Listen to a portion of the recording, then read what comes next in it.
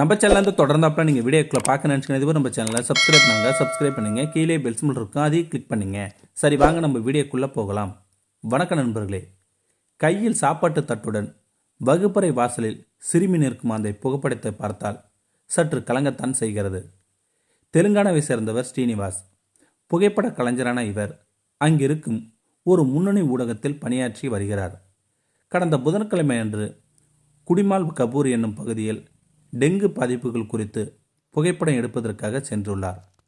அந்த பகுதியில் இருக்கும் அரசு பள்ளியில் டெங்கு பாதிப்பை தவிர்க்க எடுக்கப்பட்டிருக்கும் நடவடிக்கைகளை குறித்து செய்தி சேகரிப்பதற்காக சென்றார். ஸ்ரீனிவாஸ் தனது இருசக்கர வாகனத்தை பள்ளியின் வாசலில் நிறுத்தியுள்ளார். அப்போது அங்கு 5 வயது மதிக்கத்தக்க சிறுமி ஒருவர் கையில் தட்டுடன் பரிதாபமாக பள்ளியை பார்த்தவாறு நின்று கொண்டிருந்தார்.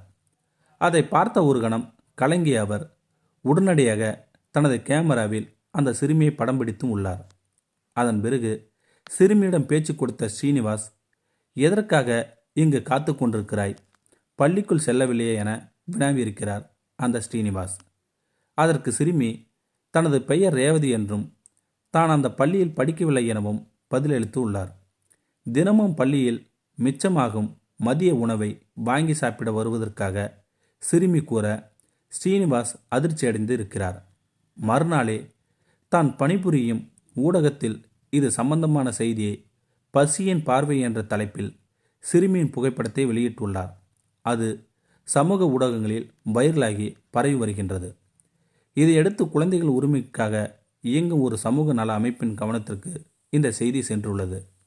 அவர்கள் உடனடியாக ஸ்ரீனிவாசின் உதவியுடன் சம்பந்தப்பட்ட சிறுமியை தேடிச் சென்றனர். சிறுமியின் வீட்டிற்கு சென்ற அந்த அமைப்பினர் ரேவதி இன்னும் பள்ளியில் சேர்க்கப்படாத குறித்து விசாரித்து வந்துள்ளனர். பின் அந்த அமைப்பின் மூலமாகவே அதே பள்ளியில் சிறுமியை சேர்ப்பதற்காக நடவடிக்கையும் எடுக்கப்பட்டது. செய்தி வெளியான அதே நாளில் சிறுமி ரேவதி புதிய சீருடையுடன் உணவுக்காக காத்திருந்த பள்ளிக்கு கல்வி கற்பதற்காக சென்றுள்ளார். சிறுமி ரேவதியின் தந்தை பெயர் லட்சுமணன், தாயார் யசோதா. இருவருமே குப்பை அள்ளும் வேலை பார்த்து வந்துள்ளனர். இவர்களுக்கு 2 பெண் குழந்தைகள். அதில் இளையவள்தான் ரேவதி. தினமும் காலை 6 மணிக்கெல்லாம் இருவரும் பணிக்கு சென்றுவிட ரேவதி மட்டும் வீட்டில் தனியாக இருந்து வந்திருக்கிறார். மதிய உணவுக்காக அருகே இருக்கும் பள்ளிக்கு செல்வதே ரேவதிக்கு தினமும் வாடிக்கையாக இருந்து வந்துள்ளது. சிறுமியின் தந்தை லட்சுமணனிடம் அந்த அமைப்பினர் பேச்சு கொடுத்துள்ளனர்.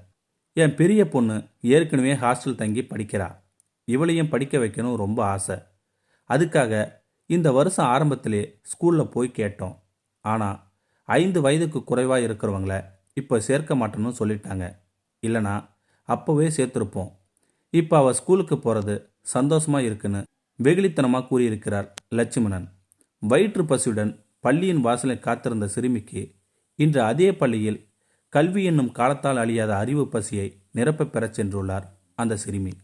இந்த வீடியோ பற்றி கருத்தை கீழே இருக்கிற கமெண்ட் செக்ஷன் சொல்லுங்கள். அப்படியே நம்மளுடைய சேனலை சப்ஸ்கிரைப் பண்ணுங்க. கீழே இருக்கிற பெல் சிம்பிளை கிளிக் பண்ணுங்கள். தேங்க்யூ ஃபார் வாட்சிங்.